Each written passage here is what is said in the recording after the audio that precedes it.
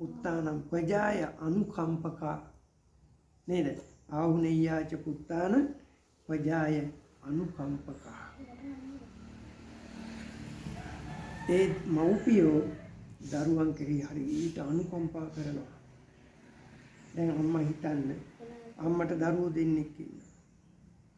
ඒ පුතේ ඒක මෙසේජ් එකක් ආවා මොකක් හරි ඒකද අමන කවන්නේ රෙකෝඩ් වෙනවා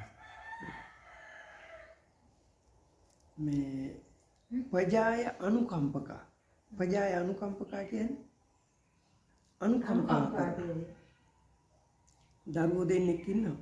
එක්කෙනෙක් කොරගහන, එක්කෙනෙක් හොඳයි, එක්කෙනෙක් මෝඩයි, එක්කෙනෙක් ඥානවන්තයි, එක්කෙනෙක් ලස්සනයි, එක්කෙනෙක් අවලස්සනයි, එක්කෙනෙක් දුප්පත්, එක්කෙනෙක් පෝසත්, එක්කෙනෙක් මුරණ්ඩුයි.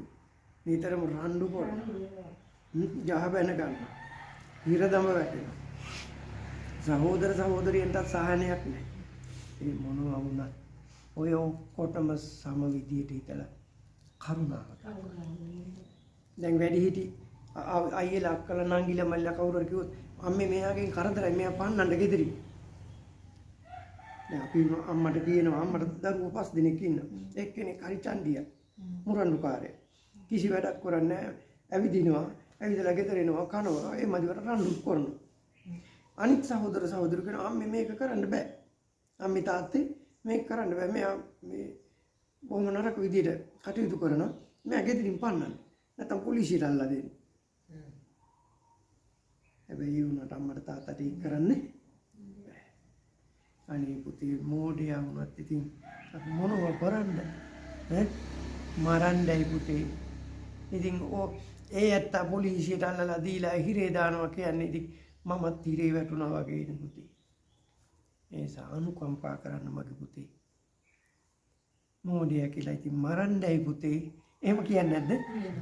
කියනනේ අනුකම්පා කරනවා. කොච්චර වැරද්දක් කිරුවත්. දැන් කවුරු හරි ගහන්න වැරද්දක් කරලා මොකක් හරි කරලා ගෙදරට දුවගෙන ආවොත් පොලිසියෙන් එලවගෙන ආවොත් මේ අම්මා හංග ගන්නවනේ. මේ දැන් සාමාන්‍යයෙන් අපි මිනිමරුවෙක් හංගන්නේ නේද? මිනිමරුවෙක් හංග ගන්න වැරදි කාර්යය හංග ගන්න අල්ලලා දෙනවා. පුළුවන් වන්වන් අයින් ගහන නේද? දැනගත්තු කියන නමුත් අම්මා එහෙම කරන්නේ නැහැ. තාත්තා එහෙම කරන්නේ නැහැ.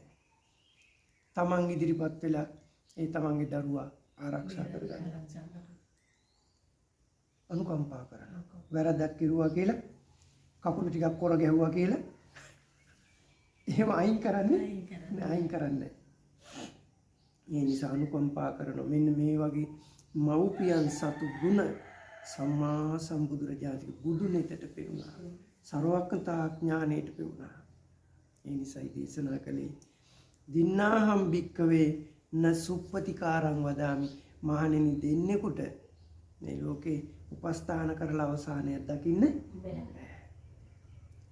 ජීවතුන් අතර ඉන්න කාලේ උපස්ථාන කරලා මරුණන් පස්සේ මෙන්න මේ වාගේ අනුස්මරණීය වශයෙන් මේ මව්පියෝ අනුස්මරණය කරලා වරින් වර කලින් කල මේ මව්පියන් වෙනුවෙන් දානමාන ආදී පින්කම් කරලා කෘතවේදීව කළගුණ සැලකීමේ ශීර්ෂයෙන් අපේ දයාබර මෑණියන් වහන්සේ පියාණන් වහන්සේ අද මේ වෙනකොට කොහේ කොතන ගියත් ඉපදුණු තැනකට ගිය තැනකට ඉන්න තැනකට මේ පින් දැනේවා පෙනේවා හිමි වේවා ඉති වේවා අනුමෝදන් වෙත්වා.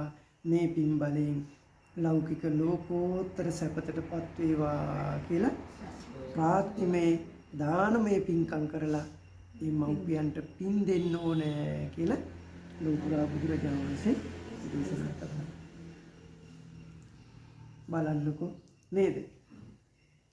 අපේ බුදුරජාණන් වහන්සේ බෝධි සම්භාර පුරණ කාලේ මව්පියන්ට හරියට උපස්ථාන කළා.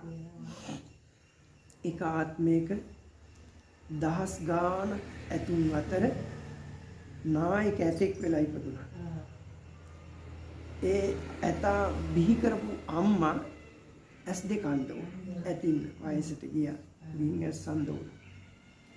මේ ඇතා ඉතින් නායකයා නිසා මේ හොඳ පළතුරු ඒවත් ಜಾති පොළ අතු ඒවා කඩලා අනිත් ඇතුන්ට දෙනවා මේක ගෙනින් අම්මට දෙන්න කියලා. අම්මා ගල් එනකන් මේ කියන්නේ අම්මා එක තැනක නවත්තගෙන හිටියේ යන්න ඉන්න බෑනේ පේන්නේ නැති නිසා.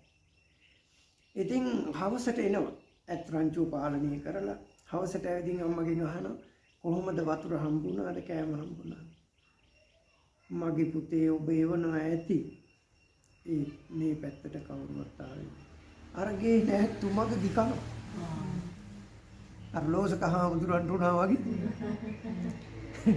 ගේ නැත්තු අර අම්මගේ දිකන මේ අම්මට ගේන්න. ඉතින් බෝධිසත්වයා ඇත හවසට ඇවිදින් බැලුවම අම්මා බඩගින්නේ.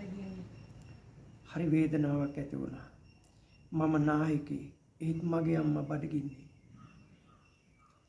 මෙහෙමනම් මගේ අම්මා බඩගින්නේ තියලා මෙහෙම නායකකම් කරනවට වඩා හොඳයි මේ නායකකම අතහැරලා මේ රාජ්‍ය අතහැරලා අම්මා එක් කරගෙන ගිහින් මැරෙන තුරු අම්මා පෝෂණය කරන එක හොඳයි කියලා හිමින් සීරුවේ රහසිගතව කාටවත් නොදන්වා ඇත්රංචුව ඈත ප්‍රදේශයකට එක් කරගෙන ගිහින් අතරමං කරලා මෙයා හිමින් සීරුවේ මග හැරලා ආවා. මග හැරලා කටියට කන්න බොන්න ඇරලා මග හැරලා ඉතින් අම්මා එක් කරගෙන මනුස්ස පතේට කිට්ටු ප්‍රදේශයකට ආවා. දැන් මහා කැලේන සාමාන්‍ය කිට්ටු ප්‍රදේශයකට අනිත් අලියෝ ගැවසෙන්නේ නැති ප්‍රදේශයකට ආවා. ඇවිදින් දැන් අම්මට සලකනවා. ගල් ලෙනක තියෙන ගෙනිහිම් වතුර හොඳට පුරවගෙන ගිහින් ඇඟට ඉහිනවා. බොන්න දෙනවා. ඒ වගේම කෑම බීම දෙනවා. ඔය විදිහට පෝෂණය කරනවා. එහෙම ඉන්න කාලය තුල එක්තරා මිනිස්සෙක් කැලේ ගිහින් අතරමං වුණ පාර හොයාගන්න. දැන් මෙයා මම්මුලා වෙලා අඬ කැලේ ඇවිදිනවා. මේ ඇතා දැක්කම දැකලා මේ කතා කරුවා මේ මිනිහට. මනුස්ස භාෂාවෙන් කතා කරලා කිව්වා අපිට මොකද ඕනේ කින්ද මන්ද තොරතුරු ඇහුවා. ඉතින් මෙයා කිව්වා විස්තර මට පාර හොයාගන්න බෑ මං අතරමං වුණා. හරි.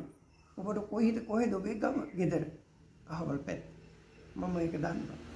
මම ඔබ එහෙට ගිහින් මනුස්ස පතේට බස්සන්න. හැබැයි ඔබ මට උදව්වක් කරන්න ඕන. මම මේ කැලේ ඉන්න බව කාටවත් කියන්න එපා. කිව්වා අර මිනිස්සයා. එයා කොහොම හරි කල්පනා කරුවා මේ ඇතා නම් අපේ රජුරුවන්ගේ මංගල ඇතාට සජාති. හොඳ ධවල සම්පන්න හස්ති රාජී. පරිපූර්ණ මංගල ඇතාට නම් ගැලපෙනවා. කියලා මෙයා හිතින් හිතාගෙන යාර ඇතා පිට උඩ තියාගත්තා. තියාගෙන යනකොට මෙයා කොලාතු කඩ යනවා.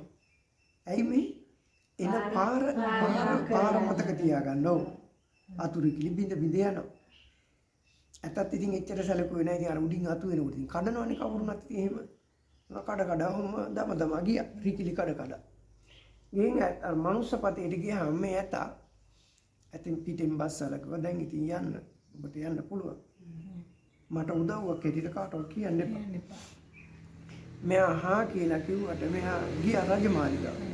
ගිහින් රජුරවන්ට කිව්වා දේවයන් වහන්සේ තවල සම්පන්න ඇතෙක් ඉන්න ඔබ වහන්සේගේ ඇත් වාහනේට බොහොම සුදුසු.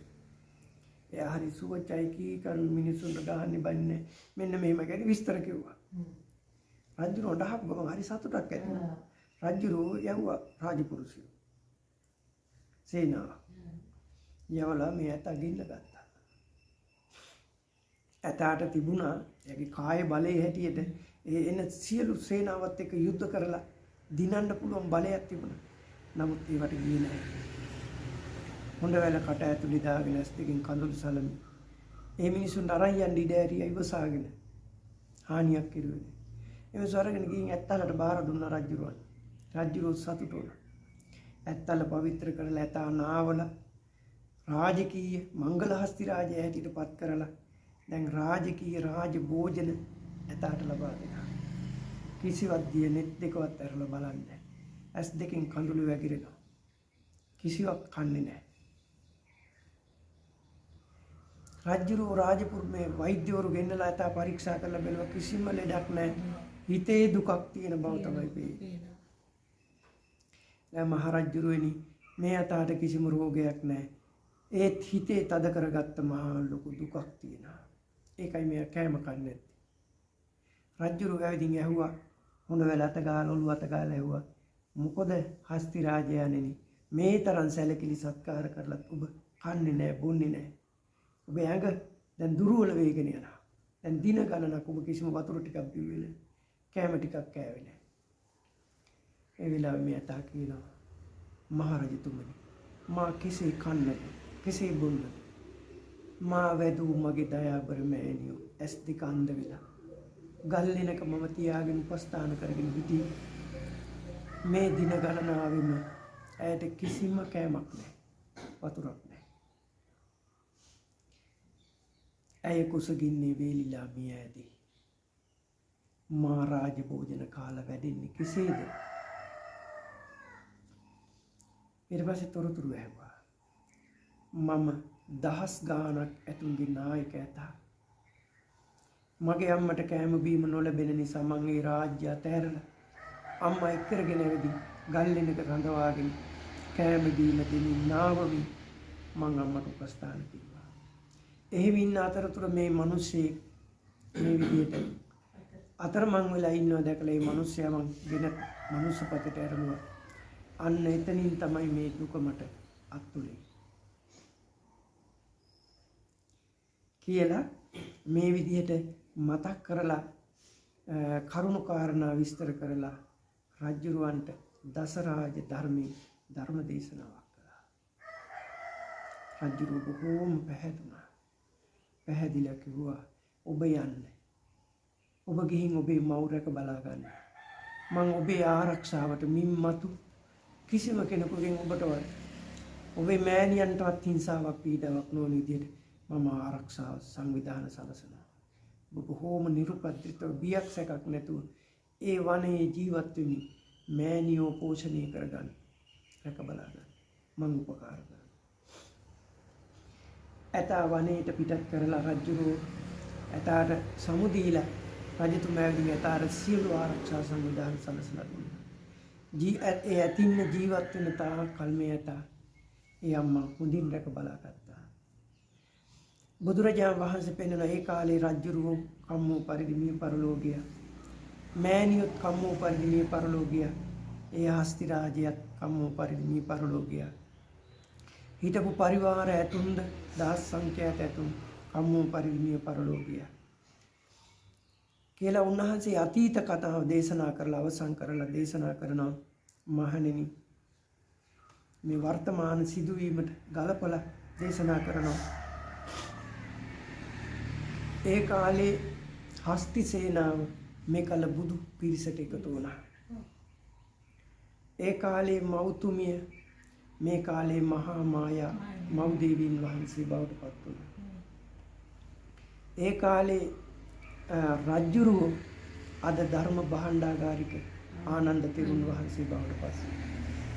ඒ කාලේ අර පුරුෂයා කෙලෙහි ගුණ නොදන්න අකෘතඥ පුරුෂයා දේවදත්ත තෙරුන් වහන්සේ බවට පත් වුණා. ඒ කාලේ ජීවිතාන්තය දක්වා කවමින් පොමින් නාවමින් අම්මට උපස්ථාන කරපු ඒ සීලව නාගරාජයා කියන්නේ සීලව හස්ති රාජයා අද තුන් ලෝකෙට පිහිට වෙන්න ලෝතුරා සම්මා සම්බුදු රජ බවට පත් වුණා. ඒ මම් බෝධිසත්ව කාලේ අම්මට කරපු උපකාරයක් උපස්ථානයක් කියලා කියනවා. ඒ නිසා මේ මාතෘ උපස්ථානේ මෞපිය උපස්ථානේ බුදුරජාණන් වහන්සේ බෝධිසත්ව කාලයේ සිදු කළා. එක ආත්මයක් දෙකක් නෙමෙයි අසංකේය ගණන් ජාතිවල මෞපියන් පෝෂණය කළා. බුදුරජාණන් වහන්සේ බුදු බවට පත් වෙලා සුද්ධෝදන පිය රජුව අසනීප වෙලා ඉන්න වෙලාවේ ඒ ආසනයේ ළඟට වැඩලා සිරසට අත තියලා සත්‍යක්‍රියා කරලා ඒ වෙලාවේ සරියුත් මහරහතන් වහන්සේ දකුණු අත අල්ලගත්තා. මුගලන් මහරහතන් වහන්සේ රජුරුවන්ගේ වම් අත අල්ලගත්තා. ඒ වගේම ආනන්ද ස්වාමින් වහන්සේ පාපැත්තෙන් අල්ලගත්තා. මේ විදිහට සියලු සංඝයා රැස් වෙලා ආශිර්වාද කරමින් සත්‍යක්‍රියා කළා. රජුරුවන්ගේ වේදනා සංසිඳුණා. බුදුරජාණන්සේ චතුරාර්ය සත්‍ය ධර්මයේ දේශනා කළා. සිරියහනේ රජුරුව සියලු කෙලෙසුන් දුරු කරලා අරිහත්වයට පත් වුණා. සිරියහනෙම මහා රහත් භාවයට පත් වුණා. සුද්ධෝදන පිය රජු. අනතුරුව ඒ පිරිනිවන් පාවදාන ඒ පිය රජුරුවන්ගේ දේහය ආදාන කටයුතු නිම කරලා උන්වහන්සේ නැවත චාරිකාවට වැඩම කළා. විශාලා මහනුවර වැඩ ඉන්න කාලේ මහා ප්‍රජාපති මව්දේවින් වහන්සේ බලනවා මට දැන් පුරා අවුරුදු 120ක් වයසයි.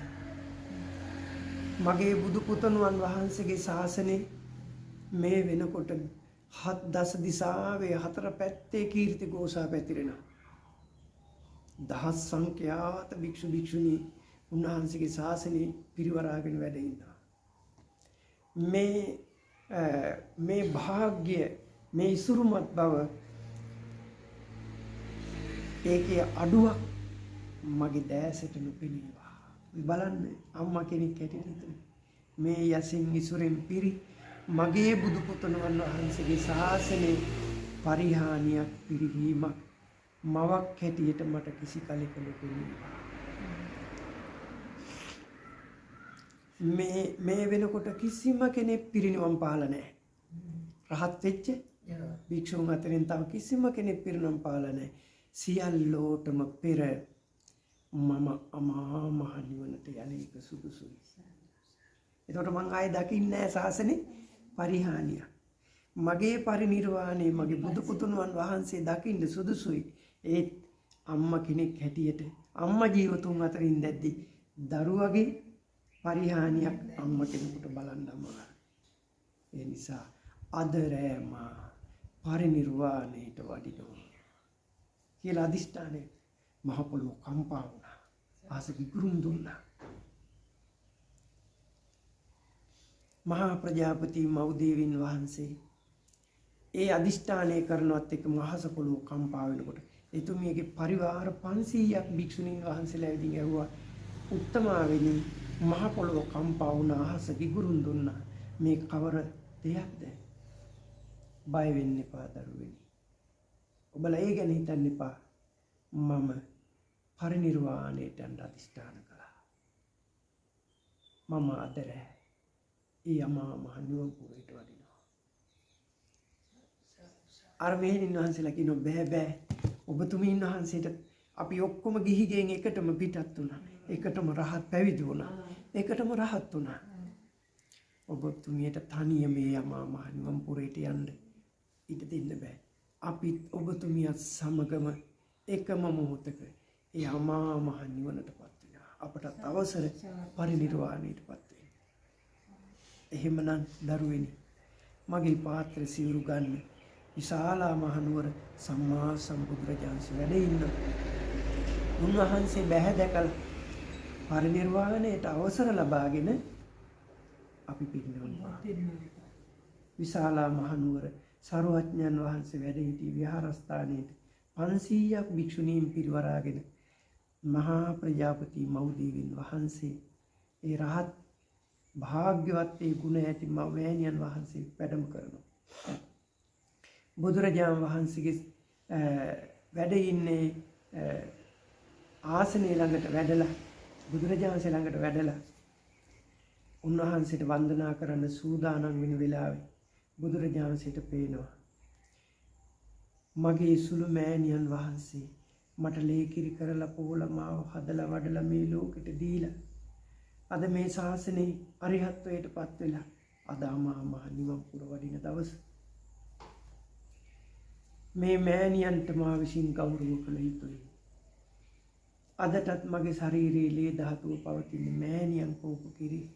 ඒ නිසා මම මෑණියන්ට අද ගෞරව කළ යුතුයි කියලා මෙහෙම දන ගහලා වඳිනකොට බුදුරජාණන් ආසනින් නැගිට්ටා. බලන්න බුදු කෙනෙක් වෙලා කිසිම කෙනෙක් වඳිනකොට ආසනින් නැගිටලා ගෞරව කළේ නැහැ. අම්මවත් දන ගහන වෙලාවේ සරියුත් මුගලන් දෙනම මහා බ්‍රහ්මයෝ මහ ශ්‍රාවකයෝ රජවරු කවුරුවත් හැමෝදී ආසනින් නැගිටලා උන්ට ගෞරව කළේ නැහැ. අම්මා වන්දනා කරලා ආසනින් නැගිටලා වන්දනා කරලා ඉවර වෙනතුරු හිටගෙන ගෞරව කළා. කියන්නේ බුදු කෙනෙක් තව කෙනෙකුට වඳින්නේ නැහැ. ඒක වෙන්නේ නැහැ. ඒ නිසා වඳින්න බැරි නිසා නමුත් ගෞරව කළ යුතු නිසා අම්මට නැගිටලා ගෞරව වැඳලා ඉවරුනම් පස්සේ ආසනේ වැඩ හිටියා. එතුමිය කිව්වා ස්වාමීනි මට පරිනිර්වාණයට වඩින්න අවසර ලැබෙනසේක්වා. ස්වාමීනි ඔබ වහන්සේ පුංචි කාලේ මම ඔබ වහන්සේගේ අම්මා දින 7කින් කලුරිය කළා. එතකොට මට නන්ද කුමාරයෝ ලැබිලා දින 5යි. මං නන්ද කුමාරයෝ කිරිමව්වරුන්ට බාර දීලා ඔබ වහන්සේට අම්මා නැති අඩුව කිසි දවසක මම දැනෙන්න ඉඩ අරින්නේ නැහැ කියලා.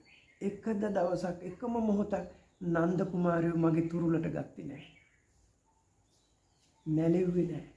හොරතල් කළේ නැහැ. මේ අම්මගේ පිටනේ කිරි නොඉඳුල් කිරිම එදා සිටම ඔබ වහන්සේට පෙව්වා. එකම දවසකවත් නන්ද කුමාරයාට මගේ කිරි ඉඳුල් කරන්න දුන්නේ නැහැ. හරි ආශ්චර්යයි. පුදුමයි. තම කුසින් වදාගත්ත දරුවා කිරිමව්වරුන්ගේ දෙතනේ එලිලා කිරි බොනකොට මේ පුතා ළඟට අරගෙන පුදුම ස්නේහයකින් ඒ මව කිරි පෙව්වා. එහෙම කියනවා මම ඔබ වහන්සේට ඉඳුල් කරේ නෑ කිරි නොඉඳුල් කිරිම පෙව්වා. ඔබ වහන්සේ කෑම කන අවස්ථාවල රන් තැටියට බත් බෙදාගෙන ඔබ වහන්සේට බත් කවන ගමන් කුලේ තියාගෙන මමත් ඒ රන් තැටි කෑම කෑවා. ඔබ වහන්සේ වළඳලා ඉතුරු වෙන ටික මම අනුභව කළා. ස්වාමීනි ඔබ වහන්සේ වළඳන පාත්‍ර ධාතුව දෙවියන් සහිත ලෝකයාගේ අග්‍රගණ්‍ය පරම පූජනීය වස්තුවක් වෙන බව නොදැන එදා ඔබ වහන්සේගේ රන් තැටි බෙදාගත්ත බත් මමත් ඒ අම්මා කෙනෙක් හැටියට ඔබ වහන්සේගේ හොරතල් බල අනුභව කළා. ඒට අම්මගේ වරදක් වුණා නම් සමාවන්න සිටිනවා.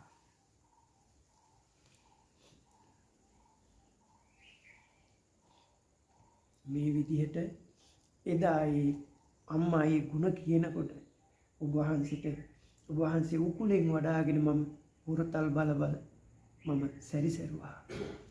ඔබ වහන්සේ මගේ ලයට තුරුළු කරගෙන බඩට තුරුළු කරගෙන ඔබ වහන්සේ සැතපෙන ආසනේ දෙවියන් සහිත ලෝකයාගේ අවුරුදු 5000ක් කල් පවතින ශාසනයේ අග්‍රගණ්‍ය පරම පූජනීය වස්තුවක් වෙන බව නොදැන ඔබ වහන්සේ සමග සිරියහනේ එකට සැතපුණා. ඔබ වහන්සේ වැඩ ඉන්න ආසනේ දෙවියන් සහිත ලෝකයාගේ පූජනීය වස්තුවක් වෙන බව නොදැන ඔබ වහන්සේ සමග එක ආසනේ එකට ඔබ වහන්සේ කුලේ තියාගෙන වැඩ හිටියා. ඒ සියලු තැනදී මේ අම්මගෙන් යම් ප්‍රමාද දෝෂයක් වරදක් වුණා නම් ඒ සියල්ලට සමාව ඇද සිටිනවා කියලා සමාව ඉල්ලා සිටියා. ලාවේ කිව්වා පින්වත් මෑණියනි ඔබ සියලු කෙලෙසුන් නැසලා පරිනිර්වාණයට යන මේ අවස්ථාවේ කිසිදු අඩුවක් පාඩුවක් නැති මේ අවස්ථාවේ ඔබට සමාව දීමේ තේරුමක් නැතිවත් මේ අනන්තා පරියන්ත බුද්ධ මාතාවන්ගේ බුදුවරුන්ගේ සිරිතක් බැලි එවන්නක් සිදු වේ නම් සියල්ලට මා කමා කරනවා කියලා බුදුරජාණන්සේ සමාව ඇදීටියා.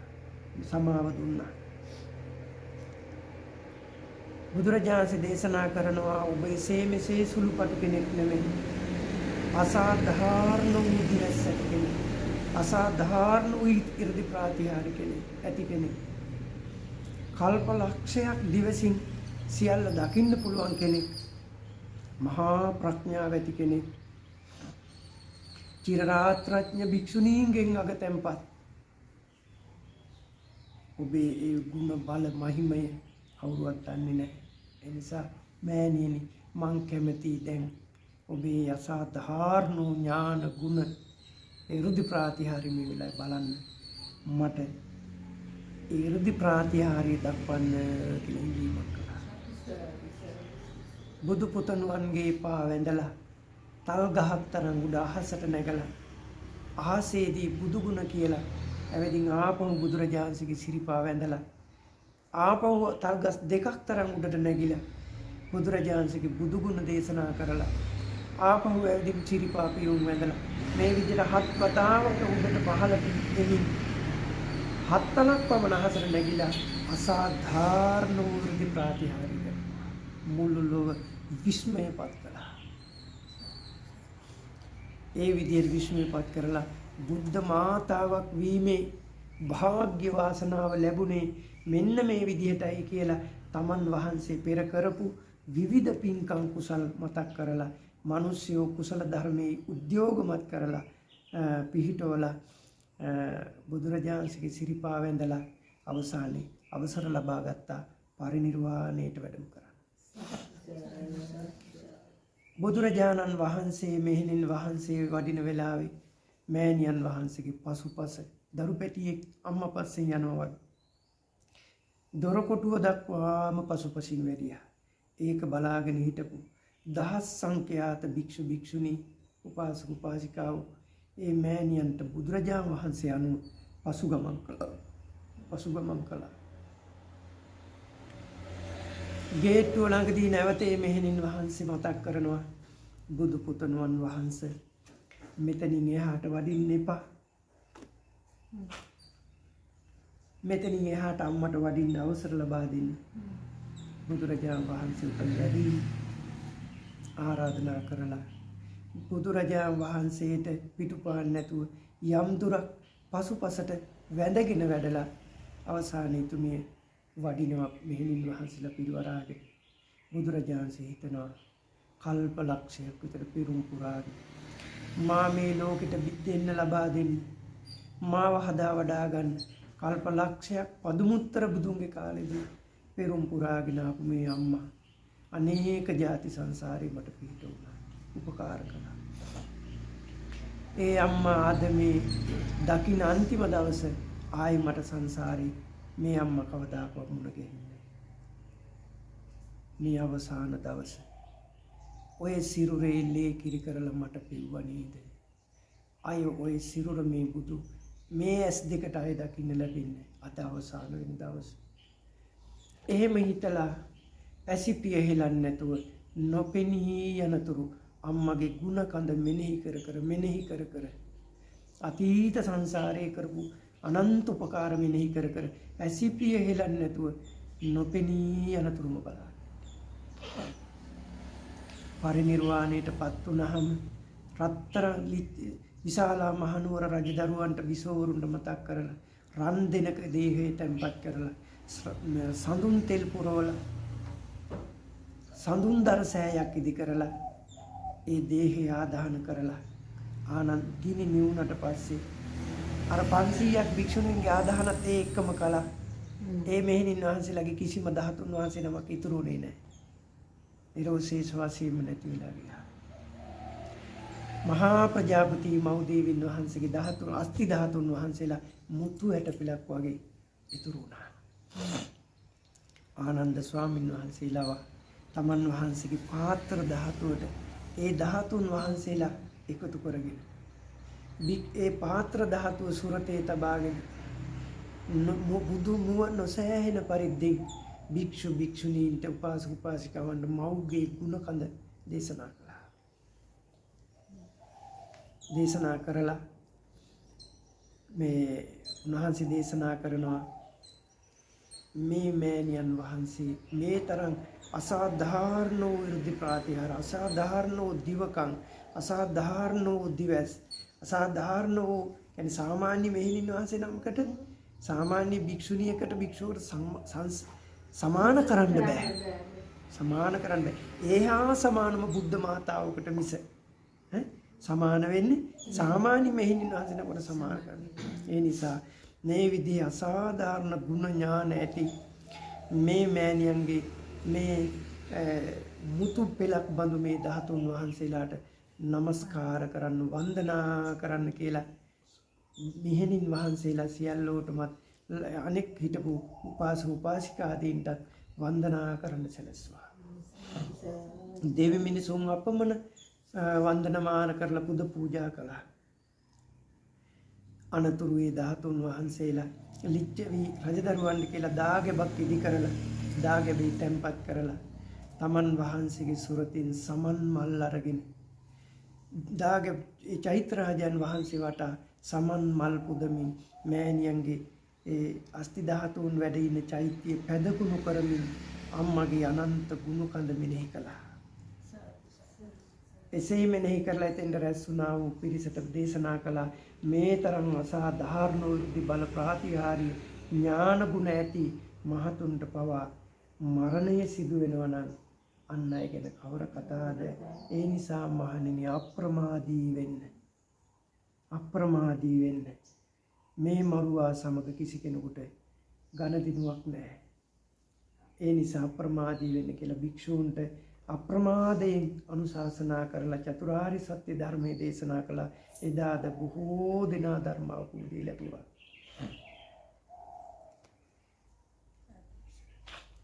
මම මේ ටික මතක් කළේ කතඤ්ඤු කතවේදී පුද්ගලෝ දුර්ලභෝ ලෝකස්මින් මහණෙනි මේ ලෝකේ කළගුණ දන්න අය දුර්ලභයි කියපු බුදු වදන පින්නන්ට.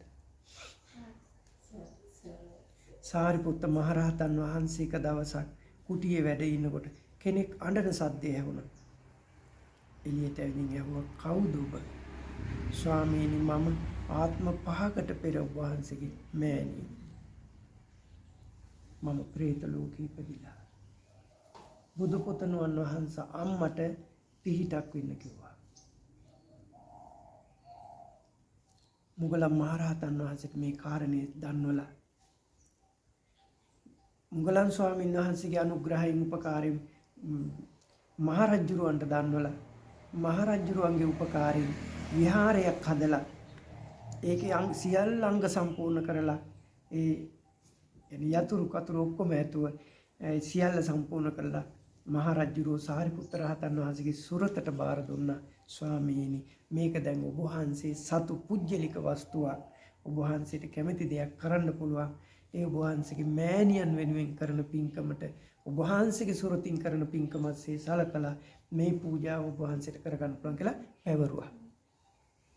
උන්වහන්සේ විහාරයේ බුද්ධ ප්‍රමුඛ මහා සංඝයා වැඩම කරවලා අතපැන්වක් කරලා පූජා කරන ගම කිව්වා ස්වාමීනි මීට ආත්ම 5කට පෙර මා හැදූ මගේ දයාබර මෑණියෝ අද പ്രേත ලෝකයක උපත ලැබලා සිටිනවා.